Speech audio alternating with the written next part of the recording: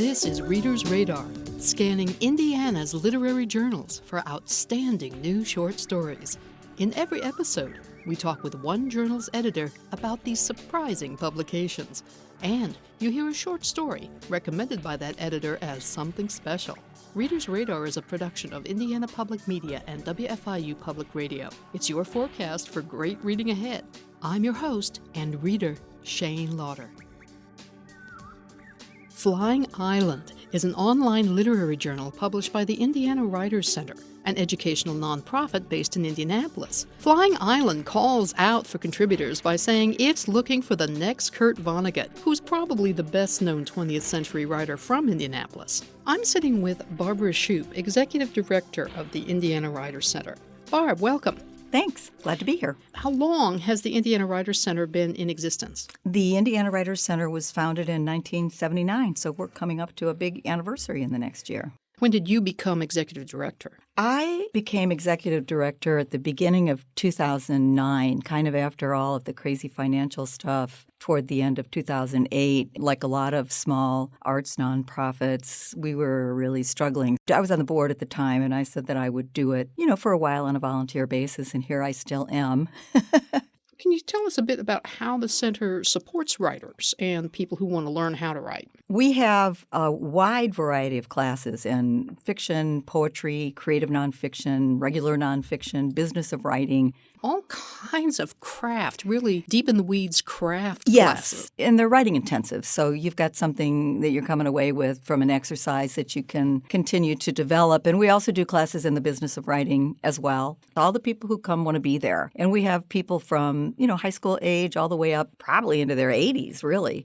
You're kind of getting a college level instruction. And for people who don't necessarily want to go back to get a writing degree or can't afford or don't, just logistically can't manage it, people can really build their own writing communities, which I think is really important. You also do a conference. We do. And you list for people in your newsletter and your blog, here are upcoming conferences, Yeah. here are upcoming events, here are upcoming deadlines for contests and publications. Yeah, we feel really committed to letting people know not just what we're doing, but what's going on in central Indiana and beyond that they might want to take advantage of. And, several universities in Indianapolis have reading series, and so we always put that information out. Purdue has one. You guys at IU have stuff. So we'll include anything anybody sends us in our weekly e-blast.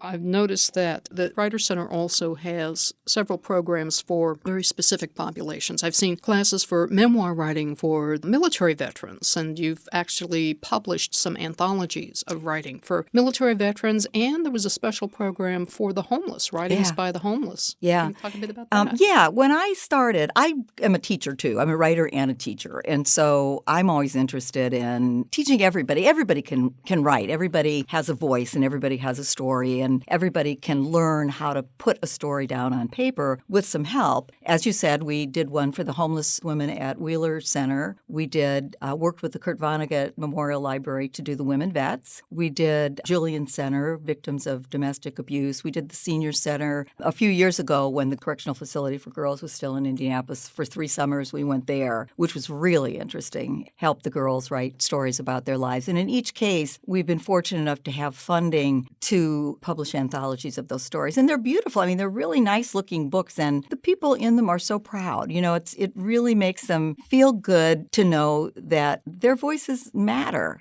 In the case of the homeless anthology, that's actually been used as a textbook by a professor at Butler University because he says those are the real voices. And then there's Flying Island. And then there's Flying Island. And the online journal. When did that journal start publishing? Boy, that's been around for a long time. I don't know when exactly it started, but I would guess that it started sometime in the 80s. It's had a variety of different incarnations, sometimes more like a paperback book sort of form, and then sometimes a broadsheet. It's been around for a long time, and then it kind of went dormant for a while. So we started it back up again. I want to say it would have been like maybe around 2005, as a print journal again, but then we just couldn't afford to do that. So we established it as an online journal. We did have funding the first year we did it to do kind of a best of, and that was fun. And we'd like to do that again. So with luck, we'll be able to maybe do that on an annual basis. And where do the contributors to Flying Island come from? Do they come from the classes or do they come from outside of the Writers' Center? They come from all over, but they do have to have an Indiana connection. You don't have to live in Indiana, but you have to have a connection with Indiana in some kind of significant way. And what sort of genres do you publish? We do fiction, nonfiction, creative nonfiction, and poetry, prose poem. Flash fiction, too? Flash fiction, yeah. Anything that falls in those categories. The call out is you're looking for the next Kurt Vonnegut. How do you know when you found that quality? What does that say about the quality that you're looking for? Well, I've read for various literary magazines over the years, and you read a lot of things, and some of them sort of sound the same, and then all of a sudden you'll come upon one that just stops you. And you think, there's a voice. And that's the first thing that you look for. You look for something that sounds authentic and makes you want to keep reading. And then for me, it's can you really sustain it to the end? Because I find a lot of the time I'll get 2/3 of the way through a story and I'll be pretty excited about it. And then all of a sudden it falls apart. For me, it's always voice. And it's always, I guess I'd say for me, voice and focus.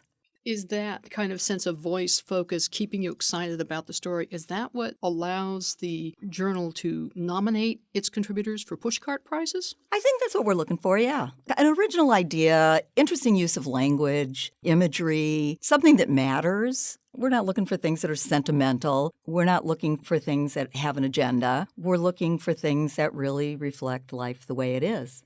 And because every year you do nominate your contributors for pushcart prizes, that is a really high honor. So who is the editor of Flying Island? David Hasler is kind of the overall editor and also the fiction editor. And then we have J.L. Cato, who's the poetry editor, and Juliana Thibodeau edits for creative nonfiction. Looking at the story that you recommended for our reading today, Pyramid Scheme by Jim Powell, why did you want to get this story onto the radar? I think it's a really interesting story, but I also am partial to the story because it's by Jim Powell. And Jim Powell was the founder of the Indiana Writers' Center in 1979. I actually began as a writer at about that time at the Writers' Center. So, I've always had a big stake in making sure that the Writers' Center could survive because it was there for me, and I want it to be there for other people in the way that Jim provided it for me. Jim sort of stopped writing for a while, and then he started back up again, and he was like a house on fire. He's written some wonderful stories over the last 5 or 6 years, and this is one of them. So we were proud to have it. He is kind of a founding figure in the entire literary scene of Indianapolis. I think he is, yeah, because when he started the Writers' Center in 1979, there wasn't much going on, to my knowledge. He was really an organizing figure. He has a charismatic personality, and he just got people interested. And there was a long-term kind of regular reading at a place called the Hummingbird that was on Talbot Street or around Talbot Street, 16th Street. And then there was a regular reading at the Alley Cat in Broad Ripple. He had a lot of classes. There were classes. So it became a place where people who had an interest in writing and literature, they would just kind of gravitate to these events. There weren't a lot of them. It was the beginning of what has turned out to be a pretty lively literary world in Indianapolis, which is, it's been fun to watch that grow. In a moment, we'll hear Pyramid Scheme by Jim Powell, plus another short fiction, Willem McArthur by James Matthew Lee Wilson. IndianaPublicMedia.org is your online station for award-winning news and timeless music, and for stories on the dazzling creativity everywhere in the Hoosier State. Scroll down on our About page for links to archive stories about publishing and interviews with authors of every genre. Hear poetry from Indiana on the Poet's Weave at IndianaPublicMedia.org. And now, 2 short fictions from Flying Island. First, Pyramid Scheme by Jim Powell. The mansion's owner, Mr. Harris, is checking my work again, 4th time today. This safe room my boss, Settle, and I are building for him. He gauges the vaulted door frame, the drywall hiding steel, like smooth limestone, mask the rough blocks of ancient pyramids. Harris sneers at me like I'm some pharaoh's slave. He's into Egypt big time, like I was in middle school. Glass cases show off his collection. Figurines, amulets, painted potsherds. But downstairs there's another secret room, reached via a panel in the library that Settle built last year to protect precious and, my bet, illegal artifacts. I've snuck in there, though its chill creeps me out. Papyrus scrolls, golden scarabs, god-headed staffs, a mummy sarcophagus without the mummy, thank Isis. On one wall, that crazy old artist Taft, he who newsworthily drowned in the estate's pond, painted a mural with the god Horus's head replaced by Harris's own hawk-like face. The man is obsessed with Egypt and himself. We'll be finished tomorrow, Settle reminds him. My last day on any job? We've been at it 2 months, but last week I got this feeling from Harris's look that something was off. He's the type who'd as soon kill me as scowl. I said this to Settle, who laughed at my concern, clapped me on the back like I'm his buddy. But really, there's no one who'd much miss me. Settle deposits Harris's checks and cuts me cash. He's dependent on these rich guys, as were those architects for the pyramids, right? I'm mere labor and could quit any time, just not show up. But it would be my last day of work anywhere up here in ritzy Hamlin County. Times are tough since the union died, and Settle reminds me I'm lucky to be the help here, so don't be a hindrance. Guess I'll wait for my pay and see what turns up next. Harris smirks as if he'd actually recognize quality work. Good job, Settle, and almost on time. He gives a thumbs up as he glances at me. Settle gives me a nod as he follows Harris out. But left alone, I don't feel safe in his safe room. A safe room? Safe from what? I put on the mask and open the paint can. Harris is a big shot. Smile is photogenic in the paper, though he's skinny and bald. Art gigs, mostly. Benefits that guys like me see no benefit from. His friends might be jealous, but no one except the IRS poses danger to more than his ego. Only losing wealth causes alarm. I mean, the estate has armed guards, and there aren't a lot of Egyptian art thieves around, except in movies. Kidnap his overbleached wife or chubby college son? Who could stand them long enough to collect the ransom? Harris claims to be a self-made man, but some say his business is nothing but a Ponzi. A pyramid scheme, so to speak. The paint fumes burn my eyes and haze my vision. These walls would quickly close in on me all alone, even if I was as rich as Harris. The room's empty now, but even equipped with comfort and cameras, such safety seems twisted. No marble bathroom with gold fixtures can shine up the windowless gloom. Fear of anything outside himself, maybe that's it. Security for its own sake. One small step from paranoia. Like Pharaoh feared the Jews, or Pilate feared Jesus. Some omen Harris sees in our stained clothes and weathered faces, as if we threaten him with some sturdy silence he wants to control. If I fought back, against what? There'd be no winning. Better to let this chamber be a giant canopic burial jar to store Harris's cold heart. I shake my head to clear the giddy vapors, but keep painting. After this, only cleanup's left. Settle will stay on, overseeing the dig for a weather shelter beneath the 6-car garage. A tornado this spring took tiles off the roof, and apparently tizzied Mrs. Harris like she'd been bitten by an asp. Other projects loom down the road. A basketball barn, a second guest house, an infinity pool the size of infinity. Mr. Harris has got 200 acres and his own golf course following the creek that winds like the Nile through his empire, so the possibilities seem endless. Settle will have work here for life. I only hope he calls me back when the new construction starts. The big boss looks in again to see how I'm doing. Holding his nose, he does look like Horus, a uniquely ugly superstar. I heard rumors he may run for office, mayor, or even governor. Con or not, Harris is so rich he must know things I don't. Maybe I'd vote for him and let the wealth trickle down to me. What would I have to lose? He directs Settle to the unfinished wall, painting strokes in the air before he backs out. Settle nods at me, exits, and then shuts the door tight. He's not a bad guy. I'll work for him again in a second if I get the chance. So I tidy up the corner and move to the final wall, the narrow one beside the bathroom door. I feel like I'm moving slowly, the closed air heavy with the paint's reek.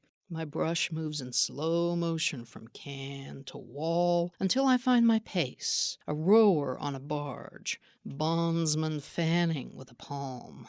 There's no use arguing with the gods, old ones or new. My vision is dizzy, but the job looks pretty good. A sandish gold that complements the floor's tile.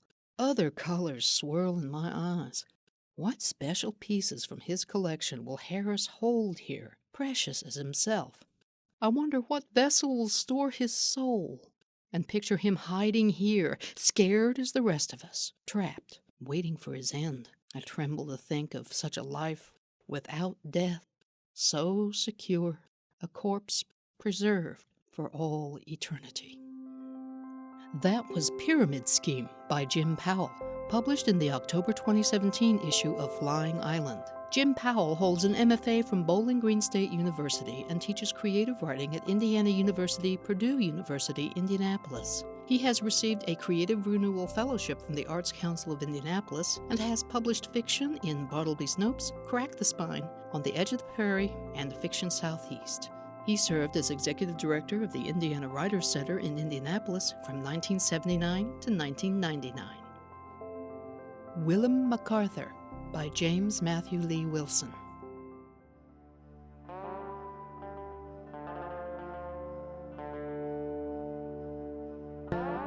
Long into August, Willem McArthur walked the firm, determined gait of a young man intent on beating the afternoon rain.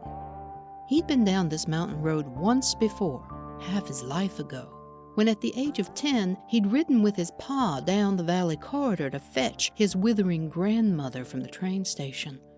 Thereafter, young Willem had often dreamt of a return trip to civilization, perhaps to pick up a great aunt or some other distant kin traveling by rail to pay their last respects to Grand Joe. But a decade later, Josephine McArthur had proven near immortal in her years, and accordingly the road, as well as the world beyond, had remained known yet unexplored folds at the tapestry's edge.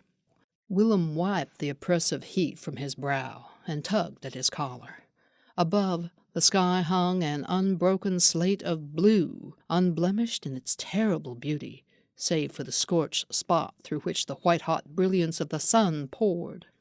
Ahead, a slanted expanse of valley land, equal parts cultivated and wild, cut across the road from left to right in an uneven slope of pine and limestone, all of it falling away from the white-capped peaks at his back with the rustic grace so common to foothills of the region. The sudden presence of the man on the side of the road startled Willem. Involuntary anger flushed his cheeks, and Willem cursed himself his father's son. "My apologies, friend," the stranger called from his perch atop a sandstone shelf. The man's dark suit must have once been a quality item, but time had faded black to gray. Beneath the jacket, a white shirt, yellowing along the collar, was complemented by a loose bow tie strung haphazardly below the man's prominent Adam's apple. "How do?" Willem answered, his voice level, his eye critical.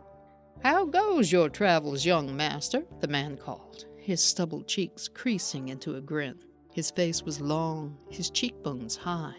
An unkempt ponytail swept long black hair away from his brow, and under a wide-beaked nose, a thin, manicured mustache curled. Willem regarded the stranger warily, for he knew that a man in a suit was nothing to fear. Yet the context of such a man in the high pass argued that the measured distance between them be maintained. The man's smile persisted, and he nodded in acknowledgement of Willem's silence. "I haven't seen you down this road before. Are you new to the area?" "No, sir. Live back up yonder." The stranger's grin intensified, taking hold of his brown eyes, the pupils large and dark, the whites stark and alive. "Why, you're John MacArthur's boy. You and your kin live up at the rock farmhouse just west of the river." Yes, sir, Willem answered, his mother's words returning once again to warn of the highwaymen who sometimes wandered these back roads. His father was also leery of the road, but for reasons he'd never shared. You know my daddy, sir? I know your dad well, although we've never spoken a word. This struck Willem odd. Yet his father's infamy almost surely travelled farther than his boots, so Willem found no reason to linger on it. You from these parts, sir? He asked, easing his guard. I am, the man confirmed, dismounting the stony ledge. He landed with a nimble step and a scrape against the eroded clay. In fact, he continued, this road is as much mine as any other. Willem nodded, neither in agreement nor challenge. I am not familiar with this road. Then why are you on it, young squire? Heading down to the train station. Need to catch the first rail north tomorrow. As good a reason as I've heard, the man allowed, and then with a deep bow, I go by the name of Eli Carpenter. Rising back to his full height, a head taller than Willem, Eli extended not his right, but his left hand. Willem fidgeted to switch his grip on his knapsack. Willem, sir, pleased to make your acquaintance. And yours, Master McArthur. With that, Eli motioned Willem to the side of the road and offered him a seat on the nearest rock, as if the countryside was his and his alone. Willem eased himself down, welcoming the cool shade of a nearby pine. He freed his brow from the clamp of his hat and ran a hand through the tawny tangles of his hair. The man called Eli dusted the adjacent surface and then joined Willem on the rock. Now, young man, what calls you north such that you would set out on this blistering day? My education, sir. Education? Yes, sir. I'm en route to the state capital. Been accepted into the university. Classes start a week from today. The man's eyes widened, and after a moment he nodded, as if having both assessed and agreed upon Willem's situation. And do tell, Master McArthur, what knowledge does the university hold that you desire? Agriculture, I suspect. No, perhaps animal husbandry. Willem paused, unsure if the stranger mocked him. No, sir. Finance. Finance? Eli produced a bottle, its blue glass without marking or label. He took a long drink and then offered the bottle to Willem. Thank you kindly, but I don't partake in spirit. Eli's smile widened. He took another drink and then offered the bottle along with his assurances. Water from yonder brook. Willem accepted the ancient bottle and, after detecting no trace of corn whiskey, tipped the glass to his parched lips. The water splashed cold and pure. He drank deep and desperate, gasping for breath as he passed the bottle back with a nod of thanks. Eli accepted the bottle and sipped. He looked out at the day with bright eyes and a small smile, as if the bend of the grass pleased him. Finance, Eli repeated. Willem nodded. I figure it as good a trade as any. It is, Eli agreed. He turned to Willem and with a knowing look added, I suspect you wish to be the company man sitting on the opposite side of the desk from your father each fall when he brings harvest to market. Willem felt his back go stiff. That very thought, articulated to the word, had powered his exodus from the farm this morning. And there's no shame in wanting more than your father, Eli mused, looking back out at the road, the small smile returning to his lips. A moment of silence passed between them as the pines, stirred by a cool western breeze, whispered to one another. And what did your daddy do for a trade? Willem finally asked. Eli raised an eyebrow. Well, not so long ago a man had his given name and his trade. Willem's brow furrowed, but a moment later his mind unraveled the riddled words. Well, sir, I'd say your daddy was a carpenter. Yes, Eli nodded, the gesture pronounced. My father worked with wood and fashioned all sorts of items for the rich and poor alike. What's your trade, if you don't mind me asking, Mr. Carpenter? Eli took another nip from the bottle and then set it at his feet. He turned his head to the left and to the right, each motion joined by the opposite hand, which swept phantom dust from the fabric resting on his shoulders. When done, he clasped the lapels of his jacket and straightened them with flair. I am a tailor. A tailor? A tailor, Eli confirmed, his smile not so wide, his demeanor clouding. Willem averted his eyes, seeking refuge in the road. He felt Eli's hard stare upon him for a moment longer, and then it was gone. "Yes, Master McArthur," Eli sighed, his voice once again casual and without care. "A tailor am I. I meant no offense, sir." "And I take none," Eli finished, and after a thoughtful breath added, "Some advice, Willem. Understand that what a man sets out to become and what the world sets aside for him are two very different things." Willem nodded and turned his eyes up toward the blue sky. Back up the road, clouds, dark with moisture, gathered over the western spine of peaks. "I reckon I might catch rain." "You purchased your ticket yet?" Eli asked, turning to judge the color of the horizon for himself. "No, sir." "Well, then stay the night. No reason to go tramping off into a town covered with mud." "That's kind of you, but I have to catch the train in the morning." "Nonsense." Eli stood and stepped out onto the road before pivoting back. "You can wait out the storm at my place, have a bit of supper, sleep with a roof over your head. In the morning you can set out for the station and catch the afternoon whistle. Only take you a day to get north, and with ample time to find your seat before classes commence." Willem joined Eli out on the road. Away from the pines, he could see the gathering clouds more clearly, their bases spilling down in gray, uneven veils to sweep the landscape clean of its color. "I guess it might not hurt to delay a bit. Your place near about?" Eli raised an arm in the general direction of where they'd been sitting. "I have a cabin back in the woods. Half-hour march, no more." Willem stood, hat in hand, the weight of his knapsack once again on his shoulders. The breeze blew cool again from the west, smelling of wet earth, tugging at the unkempt strands of his hair. Eli nodded, as if understanding some deep truth about Willem. "You are your father's son, Master McArthur. If it makes the decision more palatable, you can chop some firewood. We'll call that fair trade for a single night's room and board." Willem's hesitation waned. "Perhaps," Eli interjected, "tonight we can listen to some music, and I can show you how to pull a needle and thread. Good skill for a young man living on his own at university." Willem weighed this and then nodded his agreement. He returned his hat to the perch of his brow, and then followed Eli off the road. "You got a radio, mister?" Willem asked as they tramped through the underbrush. Eli turned back, puzzled. "Well, you mentioned music," Willem clarified. "I just reckoned you had yourself a radio box." "No radio, Master McArthur, but I do have an old phonograph."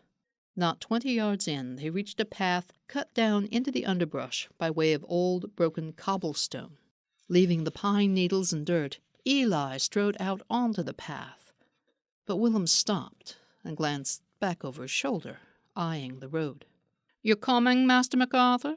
Willem regarded the man in the suit, standing upon the strange stone path. "I'm sorry, Mr. Carpenter, but I think I'll just chance the rain."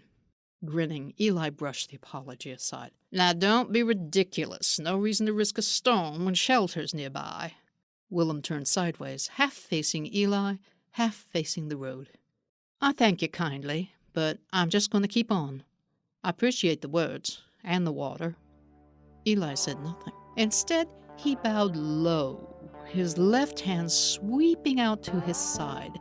As if it had always been there, a top hat appeared, clasped in his left hand. The gesture of pomp complete, Eli straightened to his full height, placed the tall, dark hat atop his head, and then continued down the path. Willem watched until Eli Carpenter disappeared into the swaying pines. Then he returned to the road, walking with pace, pulling the wool collar of his jacket high about his neck, readying himself for the wind, for the grit, for the rain. That was Willem McArthur by James Matthew Lee Wilson, published in the April 2018 issue of Flying Island. James Matthew Lee Wilson is an aspiring writer who pursues words and phrases down dusty dirt roads and dark starlit highways. He currently lives in Indiana with his wife and son.